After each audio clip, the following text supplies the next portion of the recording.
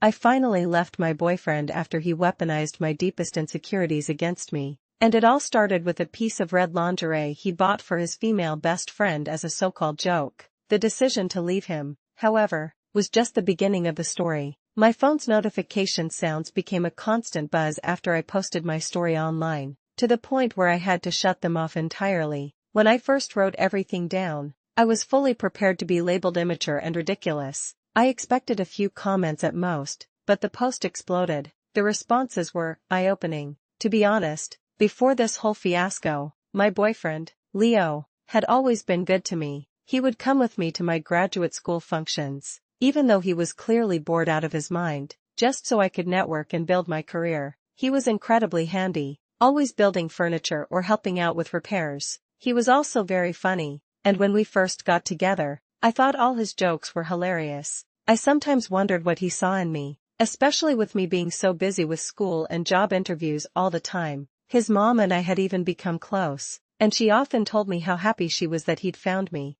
I had always chosen to ignore the weird dynamic between him and his best friend, Chloe. I told myself I was just being insecure. After all, I have male friends, and our friendships don't look like that. But I reasoned that didn't mean Leo and Chloe couldn't be that close. Chloe herself was never outright mean to me. She was just aloof. I chalked it up to me being the newcomer in their established group of friends. But now, for the actual update, Leo and I are no longer together. Even after reading countless replies telling me he was cheating, I found it hard to believe. I'm still in love with the man I thought he was. He called me about half a day after I made my post and asked if we could meet. We met at a small coffee shop, and he started by saying that he understood where I was coming from. But then, the script flipped. He said I was always too uptight to understand that a friendship is just a friendship. He reminded me that he and Chloe had known each other for years before I ever came into the picture, and that I couldn't just expect him to destroy their dynamic.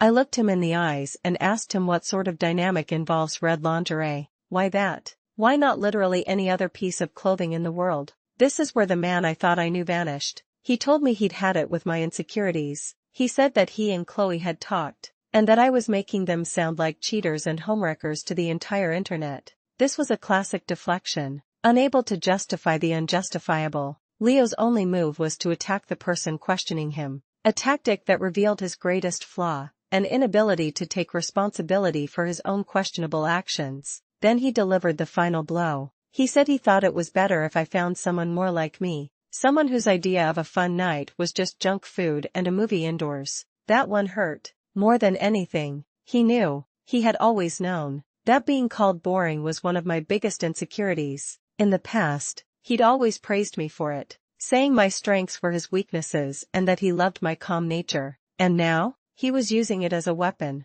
Before the lingerie incident, I had never once said a single negative word about his friendship with Chloe. I always supported his elaborate pranks and practical jokes, regardless of my personal opinions, because I felt it was his business. And now he was walking away without a fight because his girlfriend had a problem with him buying lingerie for the woman he constantly called his sexy bestie. It was so telling how he turned everything around to blame me. He didn't just disagree or decide to end things. He made sure to twist that knife, to poke that exact insecurity as hard as he could. As I sat there, stunned into silence, I realized a nice guy would have stopped at, "I understand how this looks. I'm sorry, but I agree we should break up." But no. He had to call me boring. He had to be mean. And as many people later pointed out online, he never once actually answered the question or explained how lingerie could possibly be a joke. He just threw a tantrum and blamed me. After the breakup, Chloe never called or texted, not a word,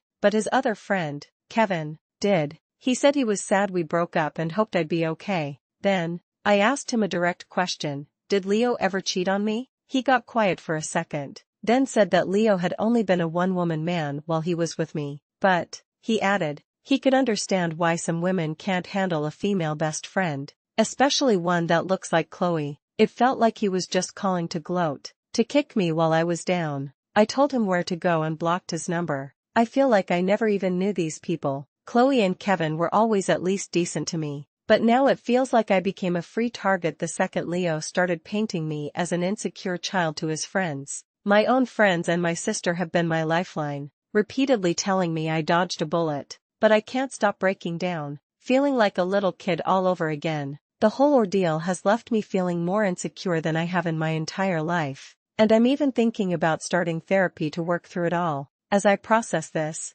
I have to keep reminding myself of what one commenter wrote, which captured it perfectly. I need to mourn the man I thought he was, because the real him isn't worth mourning. The way he insulted me during our breakup, using things he knew would hurt the most, the way he immediately trashed me to his friends, those are his true colors. He was only masquerading as a nice guy. Thank you to everyone who was so supportive. It seems like my now ex-boyfriend just did the hard work for me by showing me exactly who he is. In the end, this experience taught me that when someone shows you their true colors, especially in a moment of conflict, you have to believe them. A person's character isn't defined by how they treat you when things are good, but by how they act when things get difficult. What do you think? Have you ever had a moment where someone's actions revealed their true character in a way you simply couldn't ignore?